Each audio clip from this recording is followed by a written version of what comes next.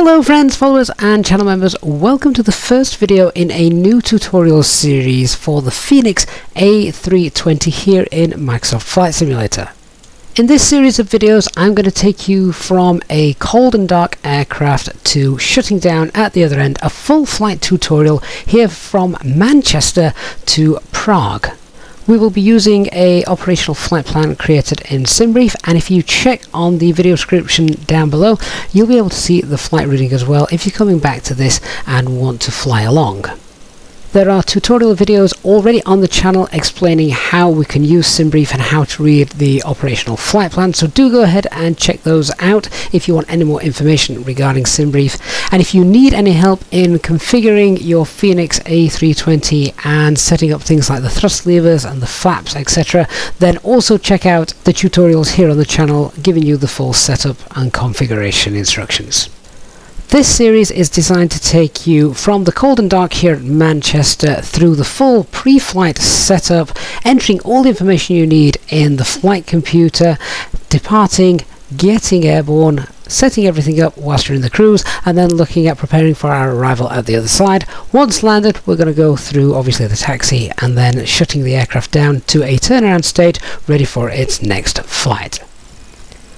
So let's get on board our Airbus A320 flight today. We're off from Manchester and we're going to be headed to Prague. So as you'll well be aware by now, the internal cabin in the FENIX is rendered rather beautifully, and you can either have this left on if you've got a high-end system or a mid-spec system as I'm using now, or you can save frame rates and you can actually turn this off on the electronic flight bag. I'll show you how to do that in a little bit, but let's go ahead and go and get ourselves in the flight deck, which we've got here all set up cold and dark, and I'm going to take you through how we're going to set the aircraft up from this state as we would do in real life, and then we're going to go and get ourselves ready to program our flight for today.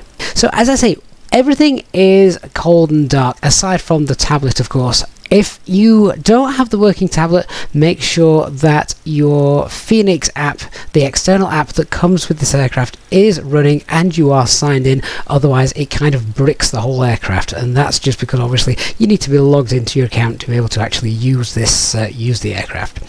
So the first thing I'm going to go ahead and do is click on the FENIX app, and from here we can import our SimBrief flight plan. If you're not familiar with SimBrief or you're not using SimBrief, then I highly recommend you go and check out the video review and tutorial for using SimBrief, because this aircraft in essence was designed to use an operational flight plan through the SimBrief website, and it makes things much more realistic. So I've already gone ahead and created the flight plan that we're going to be using and setting up today, so we'll just go ahead and import that.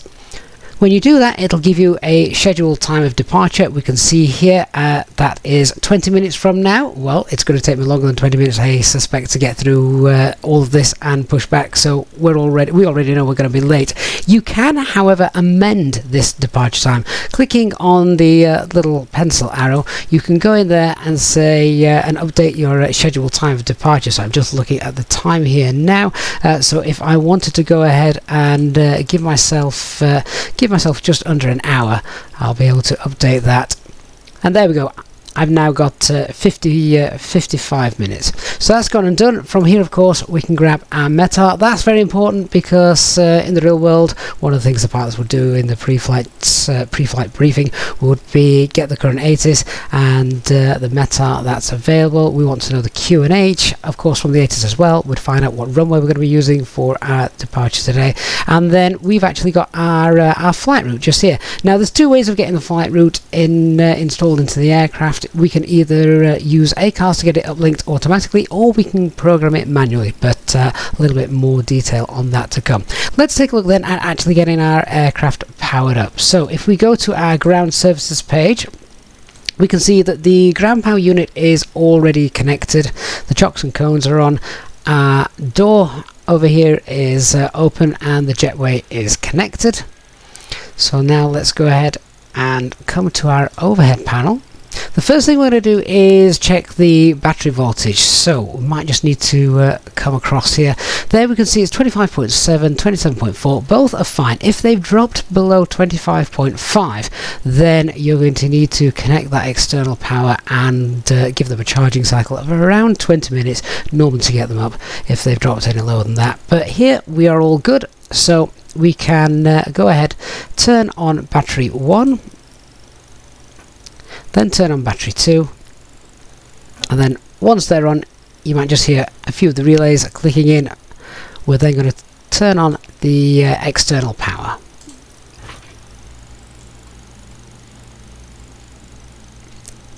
So our aircraft instantly starts to come to life. You'll be able to hear some fans in the background.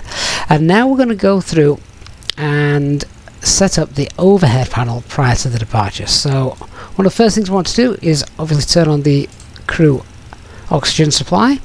We're going to turn the ground control on. This basically means that the cockpit voice recorder and everything is all working on the ground without the engines running. Once the engines are running, then they power the cockpit voice recorder, so this will be turned off automatically.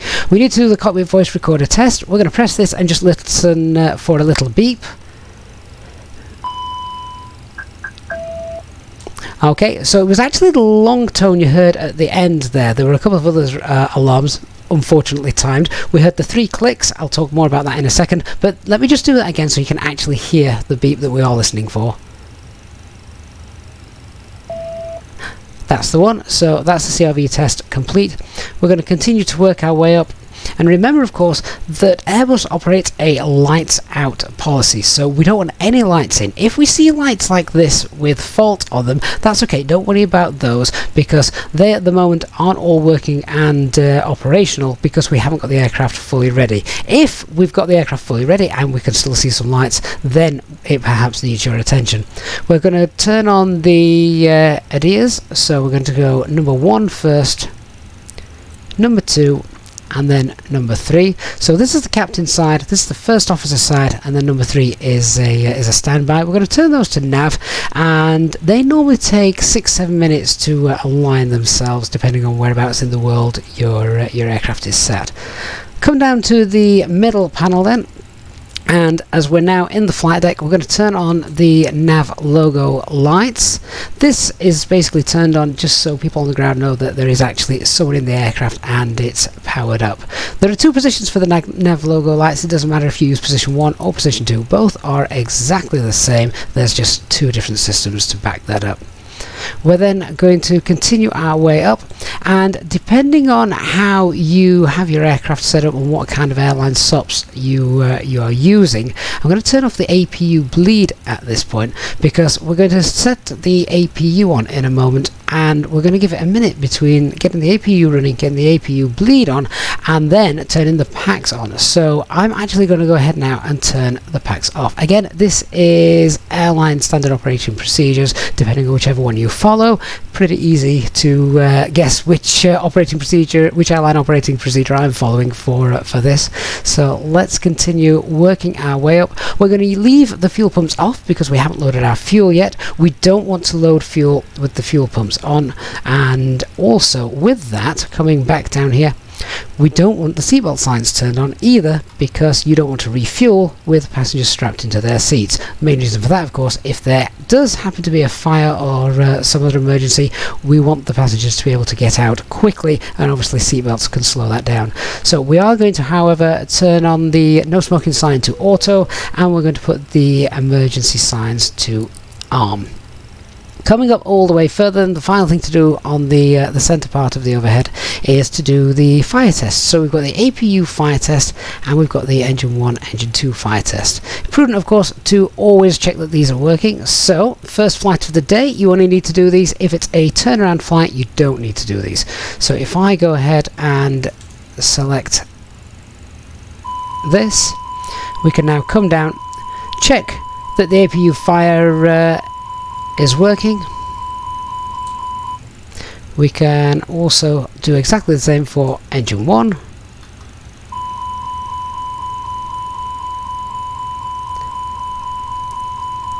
And of course then exactly the same for engine 2. Now obviously in real life it doesn't take this long. It's taking a little bit longer for me to do this because I need to click the button and then pan the aircraft, pan the camera down to be able to see that those are working, and they are. So now we've done the APU fire test, we can actually go ahead and get that APU started. Due to COVID, we now need to make sure that we've got APU bleed on prior to any passengers coming on board.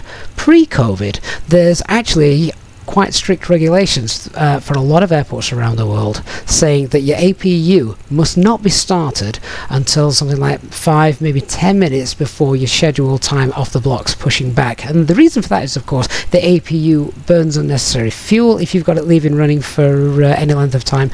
It also is very, very noisy. So from an environmental protection point of view, the less time you have the APU running, the happier the airports are. COVID has overridden those rules for the time being, so the APU must be on prior to any passengers being loaded. I'm not going to load any passengers at this point, however. We're going to come down and look at setting up the rest of the flight deck. So now the overhead is all completed. Let's have a look at the rest of the aircraft. So we've got QNH at the moment is 1001. We're going to come ahead and set this on our standby. And just in case you're using the other standby instrument, the analog one, let's just go ahead and show you how we would do that. So I'm going to go to sim settings here, and on the airframe tab we can set that to analog, come back across. So we now need to change the standby down here to 1001. We're then going to uncage the standby horizon gauge. Let's pull that. I love that little wobble. And then that's done. We can let go. We're then going to come up, check that the nose wheel steering is on and the brake fans are turned off. Continuing down then, we're now going to work down this side of the pedestal. We're going to see that we've got our VHF 1 frequency tuned to whatever we need it to. If we're on VATSIM, we would normally have that, of course, on 122.8 for Unicom. If there is actually a controller online, of course, you'd want to set that to your clearance delivery or ground frequency, whichever one is appropriate. We're then going to just check the rest of the dials. So weather radar is off. Very important that the weather radar is off, as it can cause damage to any of the ground crew around the aircraft. Spoilers are disarmed. Check the status of the flight deck door. So at the moment we know the flight deck door is unlocked. Check the switching panel. Make sure that none of these switches are out of place. If they are, however, you do get a little ECAM warning telling you that the switching panel isn't how it's normally set up. We can then come through, check the thrust levers are in the idle position. Engine starters, engine mode selector, parking brake is set, flaps are retracted, and then we want to make sure that we're squawking 2000, and this is set to standby. Now 2000 is the code here in Europe. Other countries around the world may differ slightly, but for Europe we're squawking 2000. We're now going to come up to the FCU, the flight control unit. Once again, we're going to work our way across now, set the QNH, which was 1001. Flight directors 1 and 2 both need to be on. I like to pop the constraints on at this point as well, so they're going to be showing once we've got our flight plan loaded in. And if I happen to know what my initial climb out is going to be due to the standard instrument departure I will also go ahead and set that there. If I don't know because I haven't done the full briefing yet, that's fine. We can obviously do that at a later moment. So let's now go ahead and get the APU started, and we can start getting the passengers on board. Pressing the APU switch button, we then want to wait 3 seconds. 1, 2, 3, and then the APU can be started. If we come down and look at the lower ECAM page automatically displays the APU page, and we can watch that fires up correctly. With the APU firing up then, we'll just check that all our screens are set to the brightness that we want them to be. Obviously, if it's daytime, they're probably going to be turned up to full brightness. If not, and it's nighttime, you may find it's probably best to turn those down a little bit. So the primary flight display is turned up and down just here. The navigation display is using this one just here, and then the upper ECAM and lower ECAM are these just here. So there's the upper ECAM, and we've got the lower ECAM as well. One thing I do like is the attention to detail in this aircraft. So for instance, if I turn off the primary flight display, we'll see that the primary flight display then jumps to our second screen. So just in case one of these screens happens to fail, we've got a backup. Let me just go ahead and turn that back up, and you'll see a little flash as the screen starts to initialize itself again. Because it powered down completely, it has to run through the self-test again, which is a great little detail from the FENIX team to add in. We'll come down to our DCDU screen, and we can also turn the brightness up on that. This is only used if you are flying on the VATSIM network, and you can send ACARS messages to air traffic control. So not important if you're not flying on ACARS. One of the other little things I'll show you is we can transfer the primary flight display and navigation display over using this button just here. So we get things back then in the correct order, or the order that you're used to seeing them in. So the APU is now up and running. We're going to select the APU bleed, and we want to give that a minute or so just to clear out any contaminants before turning on the packs. We can use the chrono to start that. Strangely enough as well, whenever we start and load up the FENIX, the timer here starts running. And normally this is used when we push back, so we can go ahead and just reset that one as well.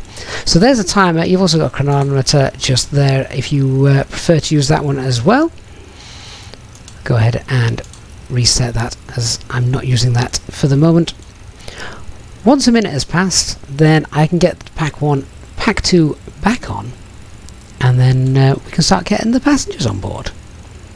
On the mass and balance screen then, we can see all the information for our flight today. We have planned 131 passengers. We've got a payload cargo wise of just under 1.8 tons, and the planned fuel for our trip today is just over 7 tons. Now if you've watched any of the live streams, you'll know at this point we normally go through the operational flight plan, see what the weather's going to be like at our destination, if there's things like thunderstorms or strong winds, anything that could potentially upset our arrival. It's always prudent to add a little more fuel in.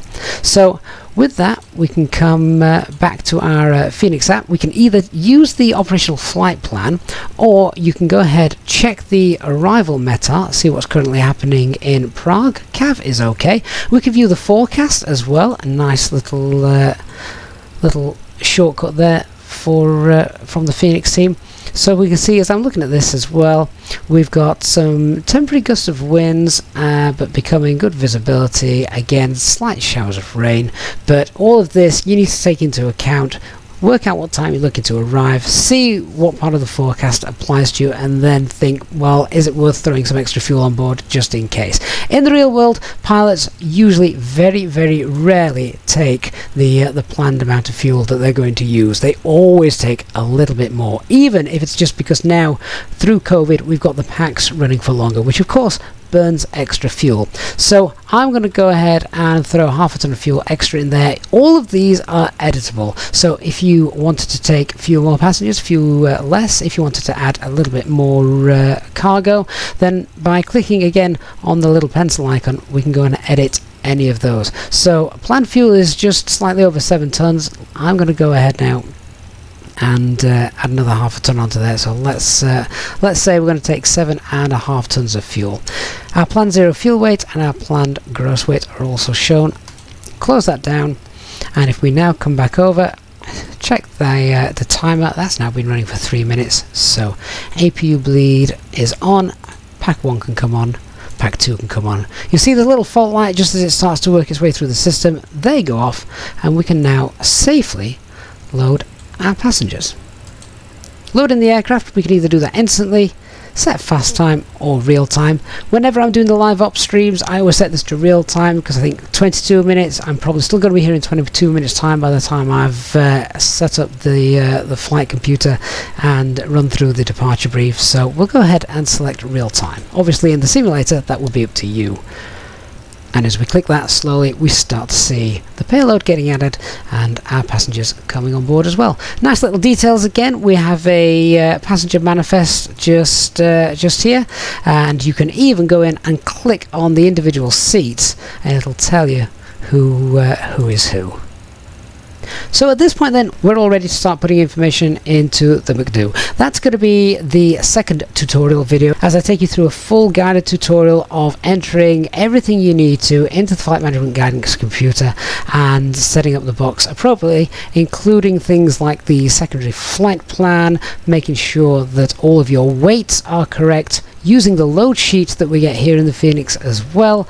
So I'll see you in our next video as we continue our tutorial series heading from Manchester to Prague. Hope you've enjoyed this video. Thank you so much for watching. If you have, then please do leave a like, and of course if you're new to the channel, don't forget to hit that subscribe button and turn on notifications bell so you don't miss more of these tutorial videos as they become available. Thanks so much for watching. I shall see you in the next video. Bye bye.